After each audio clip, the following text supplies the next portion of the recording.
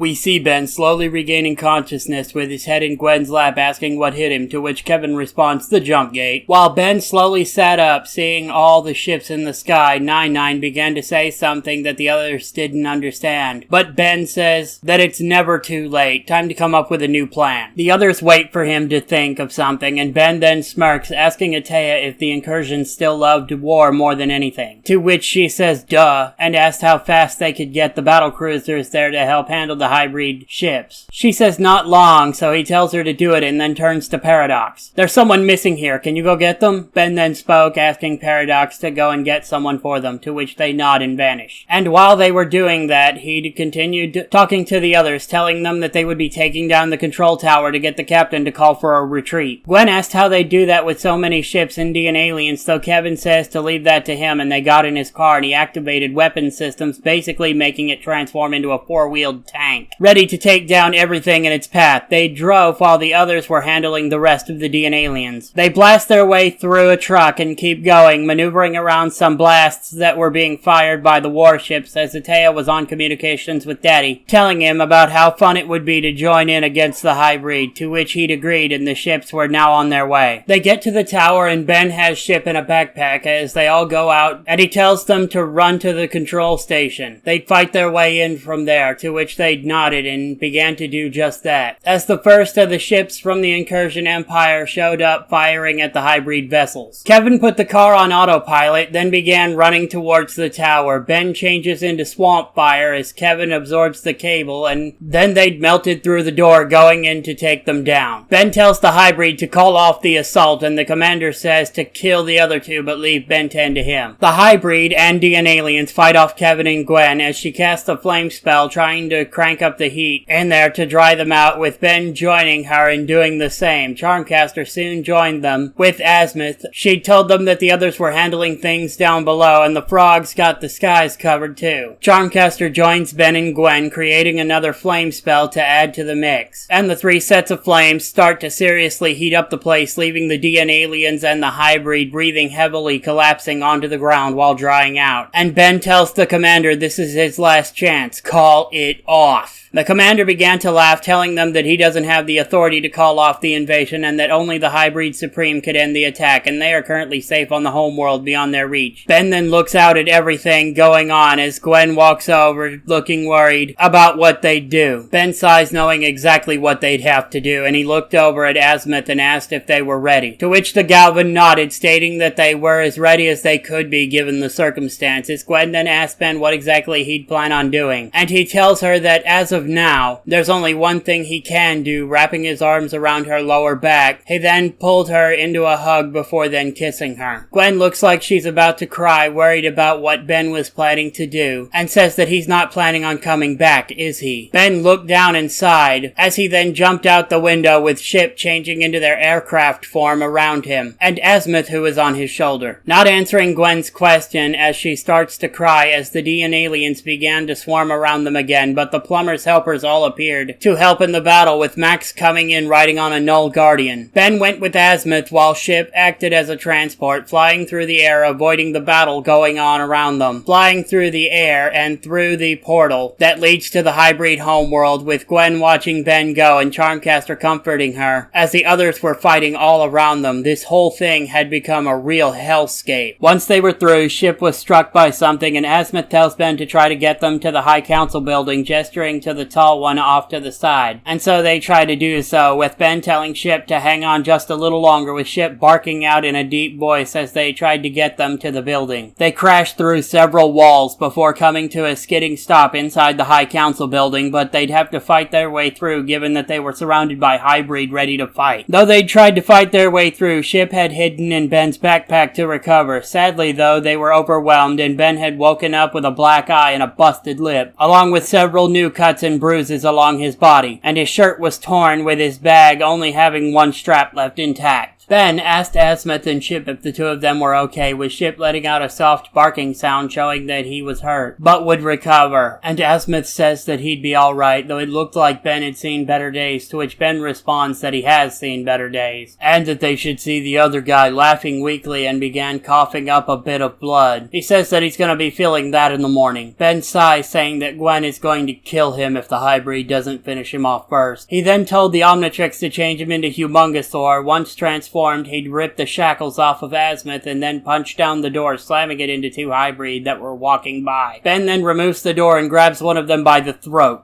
"Take me to your leader," he said with a dangerous look in his eye. We then cut to the hybrid being thrown through a door where very large and obese and damaged hybrid were sitting together as a council. One of them demands to know who dares, with Ben walking in with Ship and Azimuth. The hybrid apologizes to their masters, telling them that they'd been taken by surprise, but was dismissed by them and so they'd left the room. The one with the orange collar-like item on asked if he was the Earth vermin known as Ben 10, to which he responds, yes, he's Ben Tennyson. Ben asked if they're the head guy around there, and they speak about the stuff they'd read about him and that he truly had a gall beyond description, to which Ben responds, from you? I'll take that as a compliment. Ben asked what exactly they had to gain from hurting anyone, to which they say that they are, but Ben cuts them off, telling them to cut the bullshit. They aren't superior. Judging by their bodies alone, he could tell that they'd screwed up their genetics, to which Azimuth says that they'd inbred so much to keep the bloodline pure that their race is dying. Ben says that gives him an idea, smirking with an intent, and look that the hybrid council did not like. And Ben changes back to human form. He tells the Omnitrix to recombinate every hybrid within range. The Omnitrix says that it would take up all remaining power, and Ben just says, do it. An energy pulse then burst forth from the Omnitrix, changing the DNA of all the hybrid within range, and with the jump gates active, that would mean every hybrid in existence is now reconstituted with the genetic DNA of various alien species, with Azimuth telling them that thanks to that, every hybrid in the galaxy is now, what did they call them? Mongrels? To which Ben says, welcome to the Kennel Club. The hybrid says that there is now only one honorable act left to them, though someone speaks up, telling them that there is another way. Turning, they see Rhynie there as he began to tell the others that he had once thought as they did and exiled himself to think things over after having actually spent time with Ben Tennyson, and that his eyes had been opened. This is not a curse, but a gift that Ben had given them, as they now all have a second chance at life. Ben says that they're late, and Rhynie apologizes to Ben as he needed to finish something on that planet before he could go. While they were talking, the hybrid council were debating amongst themselves and stopped, all turning to Rhynie, telling him that it had been decided and that the council selects Rhinrasic III, seventh son of the noble hybrid house of Dirala, direct descendant of the pure-blooded High Order of Rarsect, as the new hybrid command, and to lead them well. Rhynie says that he will try, then calls out to all hybrid within range of his voice, telling them all to return to their home world, where they will begin anew. The hybrid begin to retreat back through the portals, with Ben slowly walking out through the portal, with the bag that had Chip on it on his back, one strap dangling downwards torn off, Azimuth on his shoulder, and a smile on his face. Gwen runs over and hugs Ben, though he winces in pain, and tells Gwen easy because he's still recovering. She tells him that he'd seriously had her worried, afraid she might never see him again, but Ben tells her that it'll take a lot more than that to get rid of him. Max throws a disintegration grenade at the gate that caused it to begin to explode in little bits at a time, starting from the top and working its way down, stopping once at the ground. Smiling, Ben then collapsed, losing consciousness now that all of that was over, and Azimuth says that they should let him rest. He's done a great deal for the universe today, and that they all should be proud to have been a part of that.